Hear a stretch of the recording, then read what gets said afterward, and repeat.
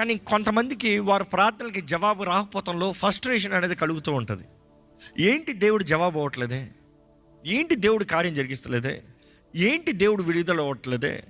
ఈరోజు ఫ్రస్ట్రేషన్ గురించి మాట్లాడాలంటే దురాత్మలో ఎంతోమందిని వేధిస్తుంది. It will cause you to frustrate. అపవాదంట వాడు నీకు భయపడి కొన్నిసార్లు నిన్ను ముందుగానే నీ మైండ్లో ఒక ఐడియాలజీని బిల్డ్ చేస్తాడంట. నువ్వు నన్ను పోరాడలేవు, నువ్వు నన్ను తరమలేవు, నీ వలన ఇది కుదరదు, నీవు ఇది చెయ్యలేవు. ఎప్పుడన్నా విన్నారు ఈ మాటలు ముందుగానే? నీకు కుదరదు. బైబిల్ చూసినప్పుడు మంచి ఉదాహరణ చూస్తాం. మీరు గుడ్డోళ్ళు, మీరు కుంటోళ్ళు, మీ వలన మా వాళ్ళని కొట్లాడలేరు. ఇశ్రాయేలుకి చెప్తూనే వచ్చాడు, కానీ దావీదు వెళ్ళాడు, ఒక్క దెబ్బలో కొట్టుకుని వచ్చాడు. తన వీరుని ఒక్కని పంపించాడు, తన సైన్యాధిపతిగా మారాడు ఆ వ్యక్తి యోవాబు.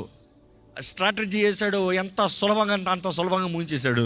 కానీ అపవాది కొన్ని సంవత్సరాలుగా చెప్పేది, నీ వలన కుదరదు, నీ వలన అవ్వదు, నీకు శక్తి చాలదు, ఇందులోంచి నీకు విడుదల కలగదు, ఈ ఈ ఈ అనారోగ్యం నిన్ను విడిచిపోదు, ఈ దురాత్మ విడిచిపోదు, ఈ బలహీనత విడిచిపోదు.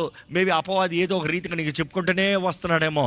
కానీ ఈరోజు దేవుని నామంలో మీకు తెలియజేయబడుతుంది, ఉపవాస ప్రార్థన శక్తి ద్వారంగా దేవుడు నీకు అధికారాన్ని ఇచ్చినది నువ్వు కనబరుస్తే నీ జీవితంలో విడుదల, జయము, సఫలత కలుగుతుంది. నమ్మేవారు హల్లెలూయా చెప్తారా?